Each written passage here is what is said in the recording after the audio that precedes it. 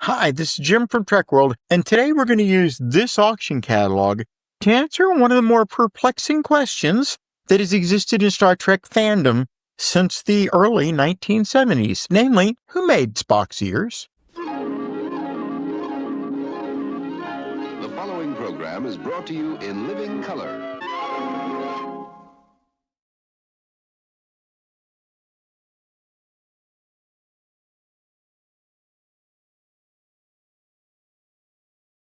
Remember that in all of these videos, there's going to be a link in the description that you can go to where you will actually be taken to an affiliate link on Amazon showing you the availability of the books that I've been discussing. Okay, now, as a lot of you out there know, I followed what happens in the auction houses quite closely. And of course, Profiles in History, it has a ton of these type of auctions they've done over the years. But the one that caught my eye and the one we're going to talk about today is the Hollywood auction that they offered on July 30th, 2012. Now, the vast majority of the items in this auction have nothing to do with Star Trek. As you can see here, we got a bunch of stuff from the Three Stooges, things like that nature.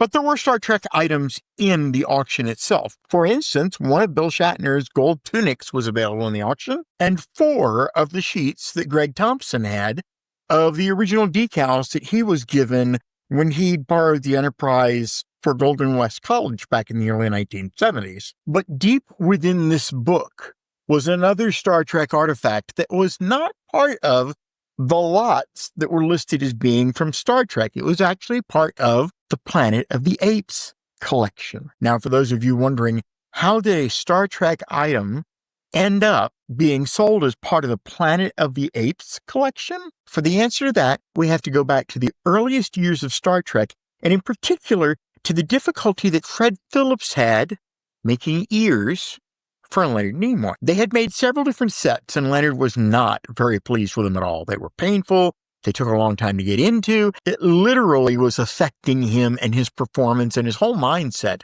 because of what he was going through to get these ears done. Now, there had been a joke for quite some time that, hey, you know what? We'll go through 10 episodes or so, and if it doesn't work out all that well, we'll do a storyline where Spock gets his ears bobbed and poof, the points will go away. Makes for an interesting story, and it was actually something that was discussed, but it was never more than a joke. But as that time frame, as far as the 10 to 12 episodes time frame, was coming closer and closer to fruition, Fred began to reach out to a couple of his friends on how to solve the Leonard Nimoy ear problem. And one of those friends was a makeup artist by the name of John Chambers. And John Chambers is the makeup artist for, you guessed it, the Planet of the Apes. Now, John would go on to win an Academy Award for his work in Planet of the Apes, and it would probably become his signature piece for the rest of his whole career. But in the middle of all of the things that they were offering up for sale from the Planet of the Apes movie was a photograph, right there, of Leonard Nimoy. And it came with 2 sets of ears. See, when Fred went to John made a positive, think of it almost as like a life cast, of Leonard's ears. And from that positive, he was able to actually make the ear molds for the pointed ear tips.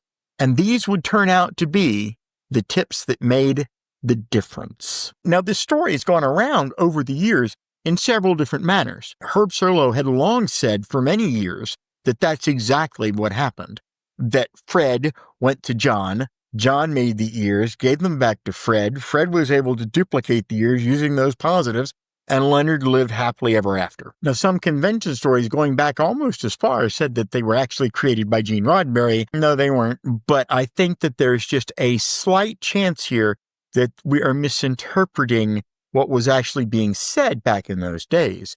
And that was, in fact, Gene's idea for Spock's ears to be pointed. So therefore, yes, he created Spock's pointed ears, but he didn't create the makeup appliance. And then Nimoy himself in Entertainment Weekly, after the Star Trek movie came out in 2009, said, no, the ears were actually made by Fred Phillips. So if you do a search on the internet, you get conflicting information. Heck, if you feed an AI prompt into ChatGPT and tell it to go do research, it'll come back and tell you there's just a little bit of confusion about how the ears were done. This auction put to rest that confusion. Notice the note on the side of the picture. Leonard Nimoy, 1968, Star Trek, as I took impressions of new ears. That's John Chambers.